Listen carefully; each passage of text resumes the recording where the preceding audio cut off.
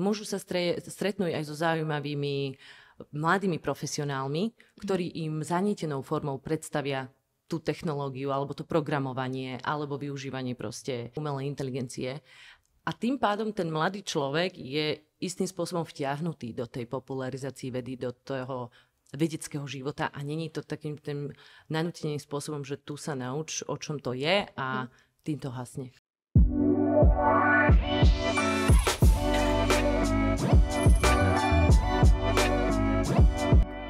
Ahojte, vítam vás pri ďalšej epizóde podcastu Modernej školy. Kto ma ešte nepoznáte, moje meno je Vicky a som spoluzakladateľka a CEO strednej školy Skyro. A dnes tu máme špeciálneho hostku, s ktorou sa vlastne budeme rozprávať na tému, ktorá možno, že pre tento podcast nie je úplne taká tradičná, ale myslím, že veľmi zaujímavá nielen pre rodičov a deti.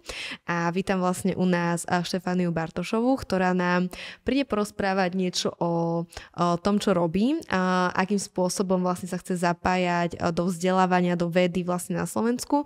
A prejdeme si možno nejaké problémy, ktoré vnímame, nejaké aktivity, ktoré vlastne aj pre vás môžu byť zaujímavé. Takže Štefánia, ešte raz vítaj. A prezrad nám tak vlastne na začiatok vlastne, že čomu sa venuješ a vlastne v akej inštitúcii. Ahoj Vicky, ďakujem krásne za pozvanie.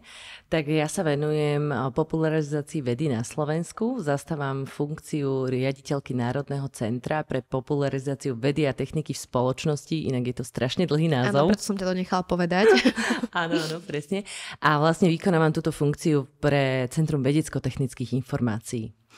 No a naša inštitúcia sa zameriava na to, aby sa nejakým spôsobom šírili informácie ohľadne vedy, vedeckých výsledkov, podporovali sa vedecké inštitúcie a aby sa nejakým spôsobom akceleroval výskum technológie na Slovensku.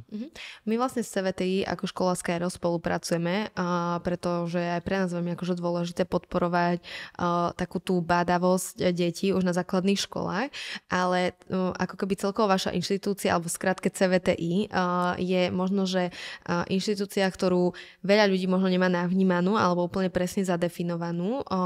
Možno, že viac ako keby opísať, že čo je vašim ako keby zámerom v rámci nejakého nového vývoja alebo tej stratégie, lebo ja som mala možnosť ako študentka vlastne na vysokej škole spolupracovať aj s touto inštitúciou a úplne vtedy sme ju presne nevedeli zadefinovať a možno aj pre viacero ľudí je to také, že neznáme, čo vlastne konkrétne robíte alebo čo je ten cieľ, tak vieš nám to lepšie možno, že opísať?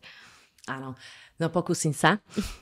CVTI je vlastne príspevková organizácia, ktorá patrí pod ministerstvo školstva. Samostatne riadíme viaceré sekcie, pod ktoré patrí Národná knižnica, ktorú využívajú a poznajú určite študenti vysokých škôl, ktorí navštevujú samozrejme našu vedeckú knižnicu, aby vytvárali si svoje diplomové práce alebo dizertačné práce. Zároveň je aj súčasťou Národné centrum pre popularizáciu vedy, čo je ďalšia sekcia. Ďalej sú tam sekcia projektov, ktorá má na starosti implementáciu a získavanie národných projektov v rámci Slovenska a je to aj sekcia podpory vysokého školstva a rozvoja vysokého školstva, ktorá zase sa zameriava na spolupráce s univerzitami a s vedeckými parkami, ktoré sú v rámci univerzít, existujú vlastne v rámci univerzít. Čo je taká možno, že najväčšia výzva vlastne, možno, že tento alebo ďalšie roky, ktoré riešite, lebo keď sa povie veda, tak veľa ľudí možno prestane aj vnímať, lebo je to veľmi ťažko uchopiteľná vec. Nie dostatočne nás učia podľa mňa ako mladých ľudí, ale aj dospelých, pochopiť vlastne, že čo všetko pod tú vedu spadá. Je to pre nás veľmi abstraktné a preto ako keby častokrát nevnímame vlastne, že je jej dôležitosť. Čo je taká tá najväčšia výzva pre vás? No najväčšia výzva je vlastne nejakým spôsobom podporiť tú dôveru širokej spoločnosti vo vedecké výsledky, lebo ako všetci registrujeme, tak práve po pandémii covidu nastalo takéto nejakým spôsobom rozkol v tej spoločnosti a vedci a vedecké výskumy sa stali neatraktívnymi alebo respektíve nejakou formou boja o to, kto má pravdu. No a našou úlohou je viac menej prinavrátiť túto dôveru späť. Lebo spoločnosť, ktorá neverí vedeckým faktom, častokrát oveľa viacej podlieha dezinformáciám, manipulácii a je to vlastne, prináša to veľmi negatívny vplyv na rozvoj celej tej spoločnosti. To súhlasím.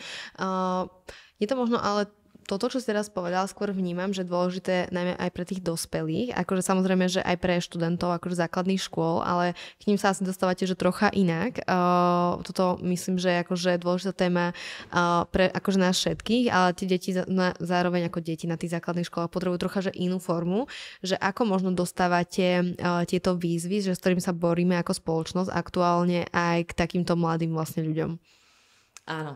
Tak my sme si zadefinovali to, že chceme komunikovať na všetky tie cieľové skupiny a samozrejme veľmi dôležitou je, ako hovoríš, deti, študenti, žiaci.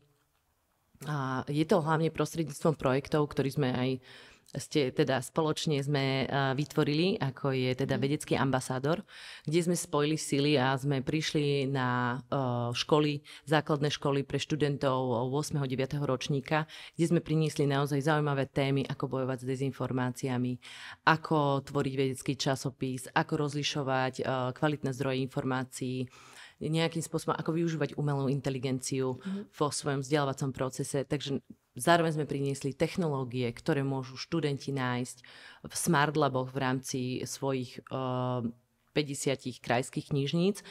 Takže je to hlavne formou, že prispôsobujeme tú formu tej našej cieľovej skupine. To znamená, že nechceme tlačiť na študentov zložitým jazykom, že by sa mali nejakým spôsobom venovať tej vede na silu.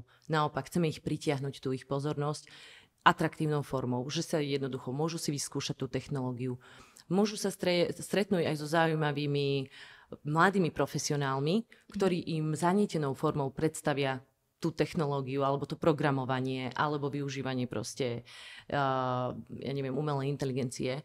A tým pádom ten mladý človek je istým spôsobom vtiahnutý do tej popularizácie vedy, do toho vedeckého života a není to takým tým nanúteným spôsobom, že tu sa nauč, o čom to je a tým to hasne. Ja keď si to tak predstavím, že keby som mala ja možno, že 15, už teda nemám rokov, že pre mňa ako keby tá veda bolo niečo, že som si to predstavovala, že to musí byť že strašne nudné a že určite to proste zahrňa len v podstate nejaké bádanie informácií, analyzovanie dát a tak ďalej a že neprišlo mi to vôbec niečo akože atraktívne v tom ako keby mladom veku, lebo nemala som nikoho podľa mňa, že v okolí, ktorý ma nejakým spôsobom vedel, že k tomu toto pritiahnuť alebo motivovať.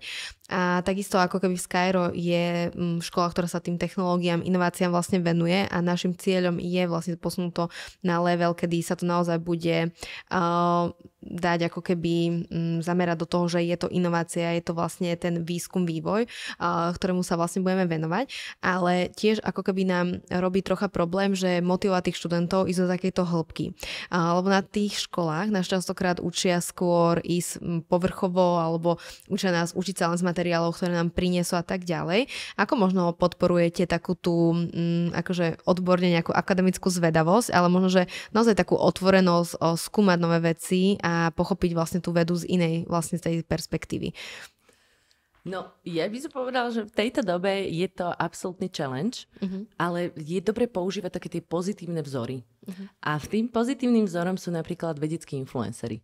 Ako je Vedátor, alebo ako je vedecké okienko Ivo Gábriš, s ktorým sme takisto spolupracovali. Ja viem, že práve pre vás aj pracuje. Že to sú vlastne ľudia, ktorí ukazujú tým mladým, že tá veda sa dá robiť veľmi atraktívne, ako napríklad tá chémia.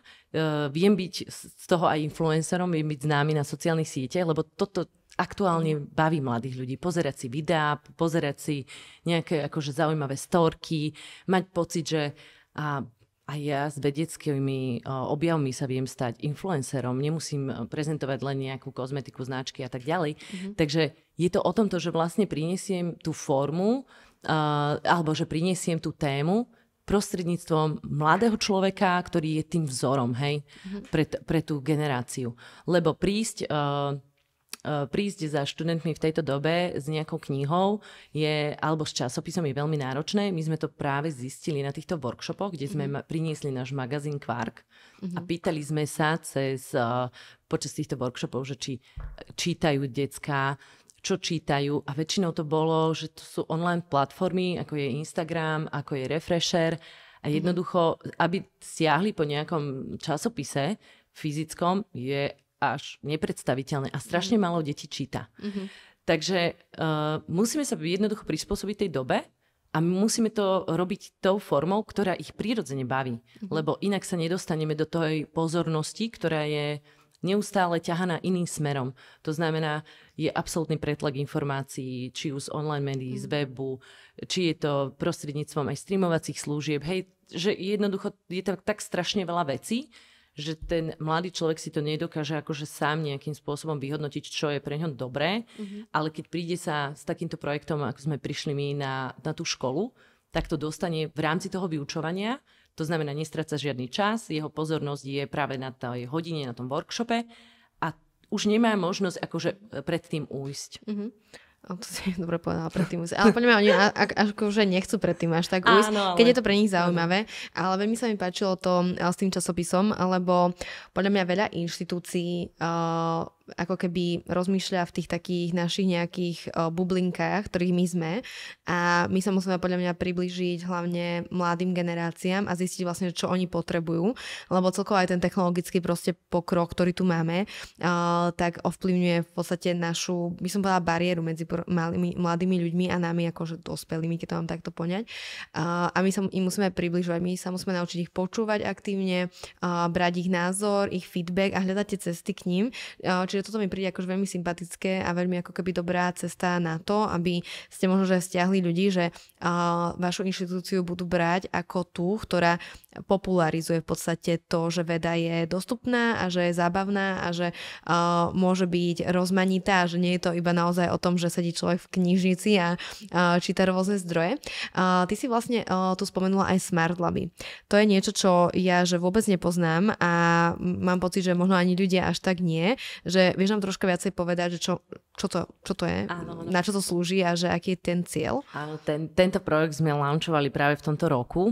A je to Smart Lab, je pomenovanie pre inteligentné laboratória, ktoré vznikli v rámci vybraných 50 knižníc po celom Slovensku. Väčšinou sú teda alokované v krajských knižniciach, ale samozrejme na stránke Smart Labov si to vedia ľudia ľahko nájsť, či sa nachádza aj v blízkosti ich mesta alebo regiónu alebo ulice. A je to o tom, že vlastne Smart Lab je vybavenými rôznymi novými technológiami od 3D tlače, pyrografie.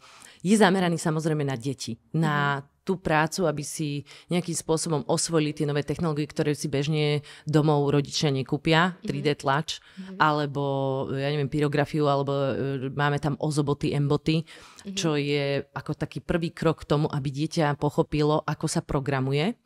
Takže je to naozaj ako vzniká, alebo snažíme sa vytvárať určité nové komunitné centrum v rámci verejných knižníc, lebo sú dostupné, už dobre fungujú, spája sa tam tá znalosť, že sú tam knihy, ľudia si teda vedia veľa vecí, je tam online, Wi-Fi zadarmo a tak ďalej. Takže naväzujeme na to, že jednoducho chceme tú širokú verejnosť priniesť späť do knižnic, ktoré sa zdajú, že už ako vymierajú ako nejaký priestor verejný.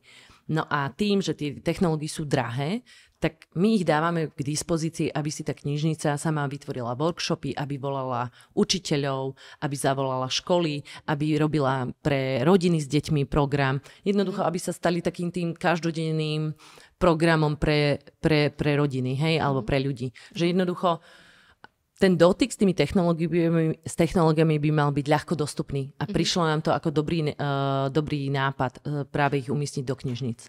Hej, to je super inak nápad, lebo presne ako si hovorila, že tie knižnice tak pomaličky vymierajú. Samozrejme, deti prestávajú čítať, lebo používajú audioknihy a tak ďalej, že možno je to taký prirodzený nejaký krok, ale zároveň je dôležité ukázať aj tej verejnosti, že tie technológie sú proste nie nejaký strašiak, ale že že naozaj podporujú ten rozvoj tých detí, hej, že ako si spomenula nejaké 3D tlačiarne a tak ďalej, to podporuje, že extrémnu, že kreativitu detí, nejaké základné technologické zručnosti a tak ďalej a celkovo ako keby aj ten náš vzdelávací systém by sa mal začať ako keby trocha uberať tou inou formou a zameriavať sa na úplne iné schopnosti, ako sme doteraz vlastne od tých študentov že vyžadovali a to si myslím, že môže byť tá forma práve v mestách, kde možno neexistujú nejaké technologické školy, ktoré by dokázali ako keby pokryť tento smer, lebo ja si myslím ako úprimne, že čo sa týka, že IT alebo tohto smeru, tak tie deti sú motivované, ale takisto majú taký troška, že taký možno, že bloker, že je to sa pre nich neznáme, nevedia sa úplne v tom rozhodnúť, možno tí rodičia v tom nevedia úplne, že podporiť, lebo nechápu ten svet a ja som chcela vedieť, že či nejako pracujete aj s rodičmi vlastne v tomto smere. Áno, tak priznám sa, že táto cieľová skupina je zhrnutá nejakým spôsobom v tej rodine a tú popularizáciu vedy sme tiež urobili prostredníctvom zvedavých debát, formou diskusí, ale je tam vízia toho, aby sme začali komunikovať viacej aj s tou verejnosťou v rámci tých inovácií a technológií. Aktuálne, avšak nemáme na to ešte vytvorené podmienky, aby sme teda, ale je to vlastne to v našom nejakom pláne. Áno. Ale zatiaľ teda, čo považujeme za dôležité je, že pre tú cieľovú skupinu ako kvázi dospelých sa snažíme vytvárať také tie formáty, ktoré sú pre nich zaujímavé a to je napríklad diskusie verejné. A takto vznikol aj projekt zvedavých debát, práve opäť v knižniciach, ktorý sa konal nie počas pracovnej doby, ale po pracovnej dobe, teda o 6. večer, kde sme priniesli tému rodovej rovnosti v rámci vedy a vedeckých inštitúcií, čo je opäť veľmi dôležitá téma, aby sa o nej rozprávalo. Celospoločensky sa dotýka vlastne všetkých. A celkovo sme cítili potrebu, že treba vyzdvihnúť slovenské vedkyne a cez tie ich aj životné príbehy a zároveň rozobrať na pozadí túto tému rodovej rovnosti. Čo sa stretlo s obrovským ohlasom, aj teraz počas Týždňa vedy a techniky sme mali takúto zvedavú debatu práve v Ružinovskej knižnici, na ktorú sa prihlásilo 45 ľudí a ďalší dopyt sme mali, ale tá kapacita knižnice nás nepustila. Takže aj týmto spôsobom sa snažíme nejakým spôsobom edukovať a prinavrácovať tú dôveru tej širokej verejnosti, lebo chceme, aby tí ľudia videli, že ten vedec není, alebo tá vedkyňa není akože nejaký abstraktný pojem. Je to človek, ktorý má svoje problémy, má svoj život, má špeciálnu profesiu, že zasvetil svoj život proste bádaniu, vedeckému bádaniu, má na to určité predpoklady a je naozaj tomu odovzdaný, že to prirodzene nie sú ľudia, ako si ľudia častokrát mylne predstavujú, že sú to nejakí akože zlí, zákerní ľudia, ktorí teraz chcú uškodiť. Naopak sú to úplne, že perfektní ľudia, ktorí sú veľmi skromní, odovzdaní tomu, čo robia, naozaj vysoko profesionálny, lebo celý život riešia tú jednu svoju otázku. To je ten oblasť svojho bádania a naozaj, keď si tak človek uvedomí, to vedou sme konfrontovaní od rána, ako sa zobudíme, do vtedy, kým ideme spať, lebo jednoducho bez tej vedy by ten život vôbec nevedel fungovať. Ak by človek povedal, že vedu nepotrebuje, tak by sa musel akože odsťahovať niekde do jaskyne a potom by zistil, ako sa mu dobre žije bez nej. Hej. A my to máme napríklad na matematike, lebo tá veda, matematika, fyzika, chémia, to sú proste všetky akože predmety, ktoré sú najobávanejšie v škole a presne ako keby naša učiteľka, pozdravujeme ju, ona rieši vlastne to, že študenti si vždy hovoria, na matematiku nebudem potrebovať, hej, fyziku nebudem potrebovať, nejaké analytické myslenie a tak ďalej, ale ona im tu presne v takýchto bežných príkladoch ukazuje, hej, že prečo vlastne by to že prečo to potrebujú, že napríklad aj pri šoferovaní, že vlastne študenti, ktorí nepočítajú, to som sa teraz dozvedela od nej, že študenti vlastne, ktorí násobia v hlave, tak vlastne majú lepšiu vlastne schopnosť akože predvídať nejakú nehodu na ceste, ako ľudia, ktorí to nedokážu. Čiže ono, podľa mňa z takéto príklady veľmi pekne vieme ukázať ľuďom, že je to všade okolo nás, treba začať vnímať a treba začať s tým pracovať na to, aby sme sa aj my vlastne rýchlejšie posúvali. Hej. Že presne ľudia, ak si myslia, že to sa ich netýka alebo to nie je ich téma, tak práve týka sa ich to vlastne ten každý deň. Takže akože veľmi sa mi páči, ako sa na to pozeráš. Mňa by možno ešte zaujímalo tie smart laby, hej, že ja keď by som bola rodič a mala by som teda dieťa, mohla by som, ja neviem, v sobotu prísť do knižnice a so svojím dieťaťom tam skúša 3D tlačiarne alebo takéto veci, alebo ako to funguje? Funguje to tak, že každá knižnica má svoj vlastný program vytvorený. Že vy to neriadite nejakým spôsobom. Nie, neriadíme to, že je to vlastne o tom, aby si ten človek našiel tie smart laby, či sa nachádzajú v jeho blízkosti a pozrel si, aké workshopy. Samozrejme, každá knižnica má povinnosť realizovať tie workshopy, dať k dispozícii tú technológiu, ktorú sme tam priniesli a vytvoriť k tomu adekvátne vzdelávanie. To znamená, že keď tam človek príde, že by si chcel niečo vytvoriť na 3D tlači, tak samozrejme je mu tam k dispozícii personál, ktorý mu s tým pomôže. Takže áno, má to byť takýmto spôsobom fungovať, ale otváracie hodiny, alebo kedy to je to naozaj na individuálne na každej knižnici. Takže môžete si pozrieť smart laby, alebo ja si myslím, že je veľmi dôležité v tých deťoch podporovať takú tú zvedavosť prirodzenú a zabaviť ako nejakým spôsobom to dieťa, ukázať mu ten svet je aj technologicky, je veľmi náročné práve ako keby v rámci tých technológií, že nie sú úplne dostupné, sú drahé a tak ďalej. Možno ani rodičia nevedia, že čo konkrétne mali robiť. Čiže to sú veľmi pekné projekty. My napríklad aj s našou organizáciou Hemisféra, ktorá sa zase venuje menším deťom, lebo teda Skyro zase má obmedzené kapacity, sme stredná škola a tak ďalej, že nevieme zastrašiť celú tú cieľovku. Tak napríklad tá Hemisféra práve slúži na to, aby deti si vyskúšali vlastne tie technológie a zistili, že čo ich baví alebo čo ich nebaví. Lebo toto je podľa mňa niečo, alebo téma, ktorá nie je úplne na tých základných školách pokrytá, že skúšať vlastne nové veci, presne bádať, hej, témy, ktoré ma bavia, ktoré ma nebavia, technológie, alebo možno aj niečo iné, že nemusí byť vždy to iba o tej technológii, ale že neskúšame proste, že väčšinou ideme v takých tých koľajníčkach a niekde sa možno nenájdeme, ale že neučia nás proste riskovať, skúšať, objavovať, zlyhať a tak ďalej. A to je veľmi dôležité robiť podľa mňa cez tie podporné projekty, lebo ja akože dosť často hovorím, že to školstvo alebo to, ako sa vníma veda na Slovensku, že nie sme ani jedna inštitúcia, že musíme sa prepájať medzi sebou a podporovať tie témy, že spoločne. Ale čo mňa zaujíma je, že ako sa vôbec dostala k takému niečomu, že ideš popularizovať vedu na Slovensku. No, ja sa priznám, že to bola ako úplná náhoda. Tým, že ja som predtým pôsobila v marketingu, ale v medzinárodných spoločnostiach. A po vlastne materskej som sa rozhodovala, že kam pôjdem a už som vedela, že teda nemôžem ísť do úplne štandardného pracovného procesu, kde som v zahraničí komunikovala o 6:30 večer. A dostala som vlastne pracovnú ponuku práve teda od generálneho riaditeľa, ktorý so mnou predtým spolupracoval a vedel teda, že som odborníkom na PR, komunikáciu a marketing a bola som vlastne prijatá na pozíciu riaditeľky odboru komunikácie a tým, že som nejakým spôsobom po pol roku navnímala, o čom CVT je a čo ma samozrejme prirodzene ťahalo, bolo práve popularizácia vedy, v ktorej som sa cítila, že tam je strašne veľa možností, čo sa dá urobiť inak, ako sa dovtedy robilo. A navrhla som vlastne novú stratégiu, ktorá bola veľmi dobre prijatá a tým pádom som nejakým spôsobom nahradila existujúcu riaditeľku a implementovala stratégiu, ktorú aktuálne teda razí CVTI alebo Národné centrum.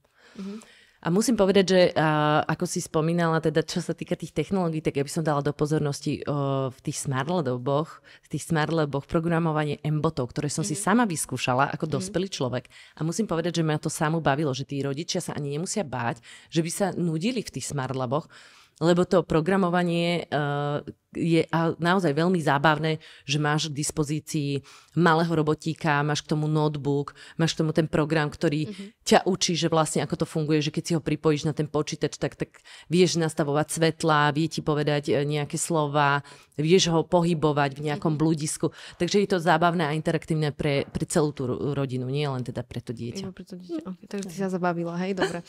Máme referenciu priamo. Za mňa akože veľmi dôležité práve aj tá podpora vlastne tej rodiny v rámci tých technológií, lebo napríklad na Slovensku ešte stále, akože už sa to odozlepšuje, ale ešte stále napríklad tie odborné školy, ktoré sú zamerané na technológie, sú ako keby brané, že sú menej kvalitné ako gymnázia, hej.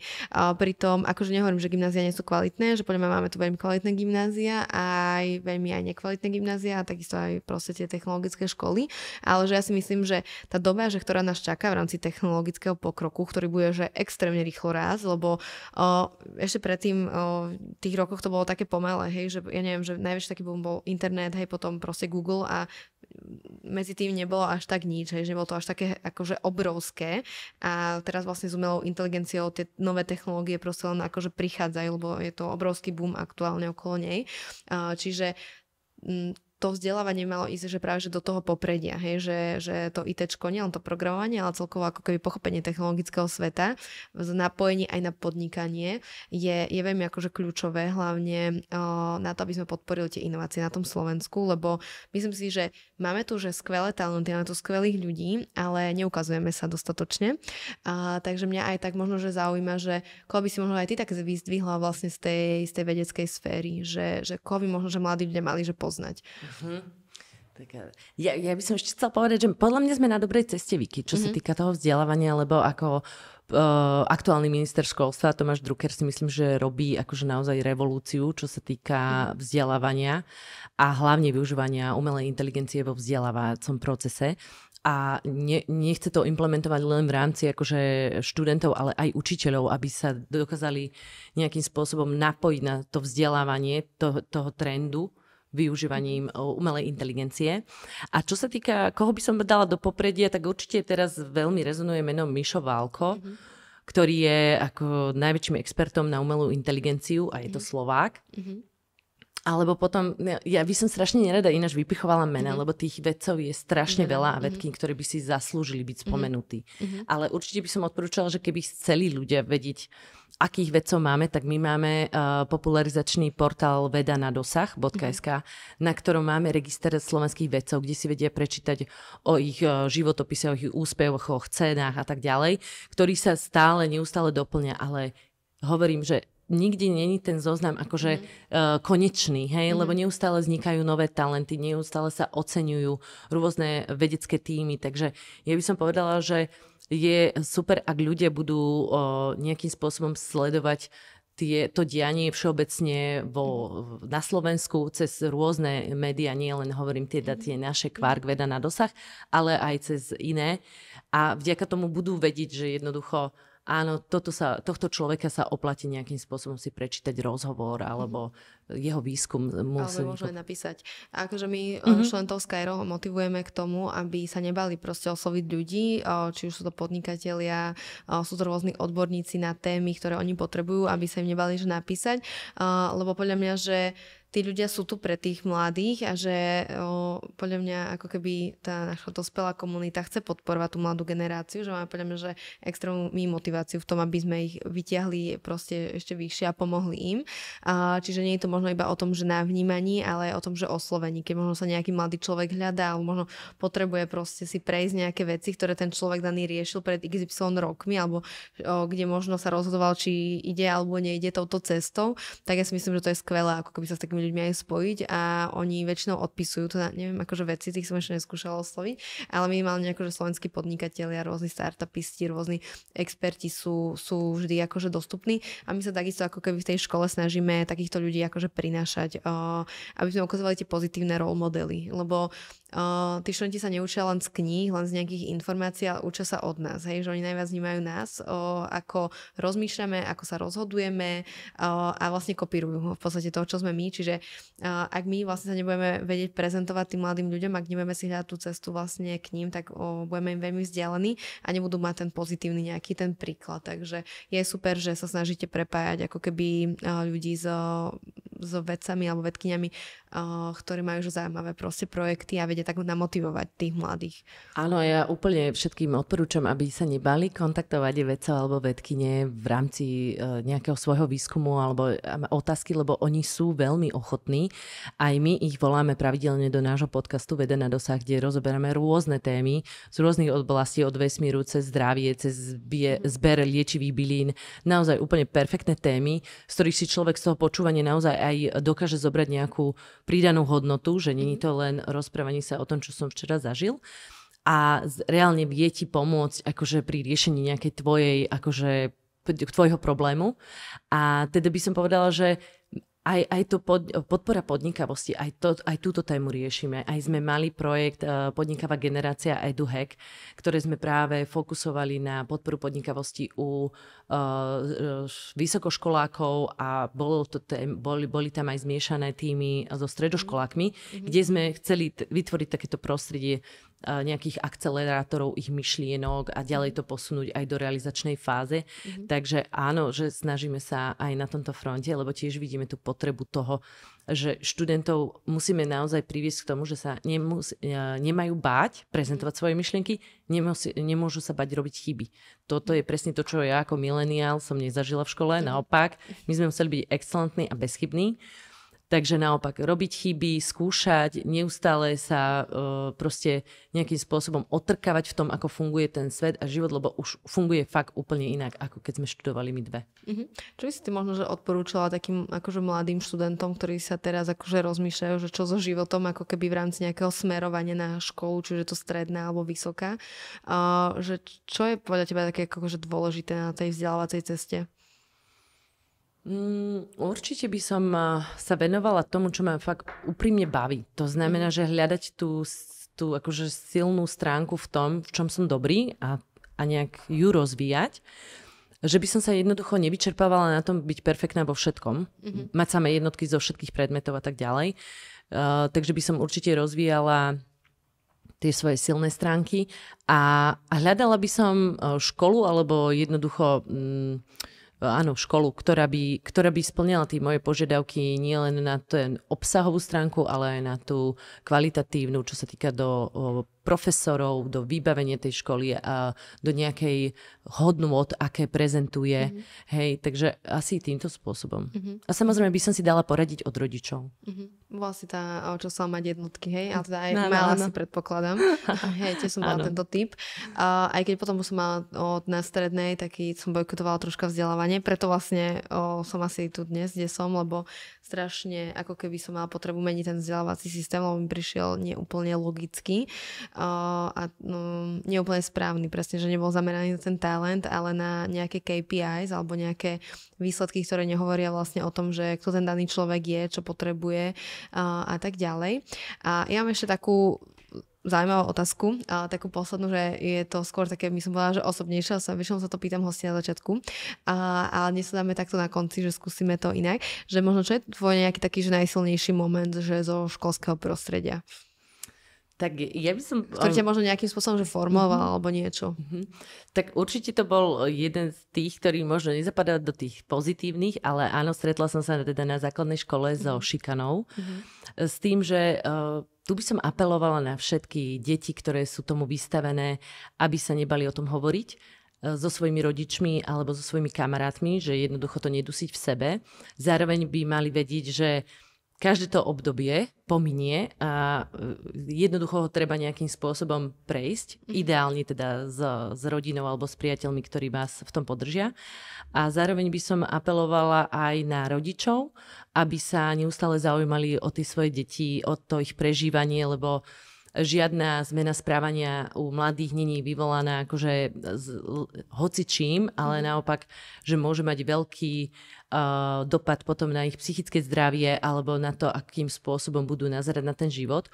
A teda, aby boli takí, že aktívne počúvali tie svoje deti a viedli s nimi tú konverzáciu na úrovni s tým, že teda brali ako rovnocenných partnerov, lebo častokrát už myslím si, že každé dieťa alebo ten študent, ktorý je vystavený nejakej forme šikany, keď už o tom začne hovoriť alebo začne to mať vplyv na jeho správanie alebo školské výsledky, tak už to má negatívny vplyv. Určite súhlasím.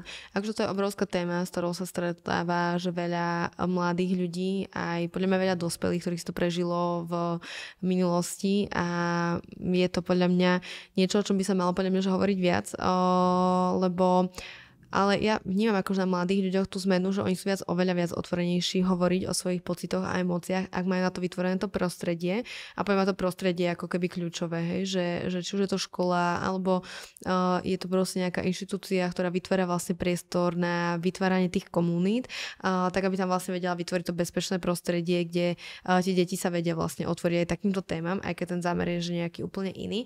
A vy sa ako keby rozmýšľate aj nejakým takýmto prepojením, že tém nielen ako keby tej vedy, ale možno aj nejakého že duševného zdravia, alebo možno ako keby prepojiť tú vedu a tú technológiu s ochranou vlastne našich emócií, alebo niečo také zatiaľ nemáte v pláne?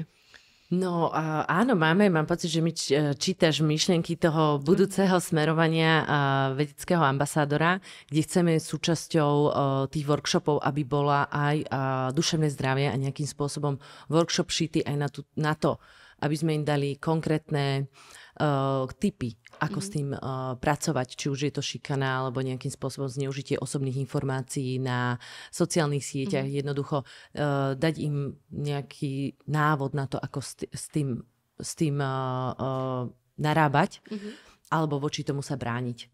Takže je to súčasťou našej vízie, aby sme v budúcom roku tam priniesli aj túto ochranu duševného zdravia. Super. Budeme sa tešiť na ďalšie projekty, na posun vlastne, ktorý vás čaká. Budem vám držať prsty a verím tomu, že budeme zapojení do ďalších projektov, pretože aj Skyro potrebuje vychádzať zo svojej bublinky a pre nás ako keby tá spolupráca alebo celkovo byť súčasťou nejakej výučby alebo na tých základných školách mať ako keby možnosť poznávať tých mladých ľudí, čo vlastne ich zaujíma, čo potrebujú a možno im nejako dať aj to smerovanie. Nemusí to byť, že priamo na našu školu Skyro, lebo máme nejakú kapacitu, ale možno im aj ukázať, že tie technológie sú zábavné, že to môže byť vlastne ten ich smer, že to môže byť aj ich silná stránka, že podnikavosť a podnikanie má proste perspektívu a tú hodnotu, tak pre nás je to dôležité sa vlastne takto spájať a vlastne maximalizovať možno ten cieľ tých našich vízií. Takže ja som veľmi rada, že si dnes teda bola u nás, mohla si vlastne našim poslucháčom priblížiť, že čo vlastne robíte, čo plánujete, kde môžu rodičia chodiť so svojimi deťmi, ako môžu skúšať ten technologický svet a verím tomu, že keď sa ešte stretneme pri nejakej časti, tak zase budeme môcť prebrať nejaké nové projekty, s ktorými ste si už prešli a možno to priťahne aj nejakých vedcov do nášho podcastu. Takže ďakujem ešte raz veľmi pekne a ďakujeme aj vám, že ste si nás vypočuli. Ak by ste mali nejakú otázku, ktorú nepíšte do komentu a vidíme sa buď pri ďalšom dieli alebo na DODčko vlastne, ktoré nás čaká 11.11. Takže ďakujem ešte raz. Ďakujem krásne. Ahojte.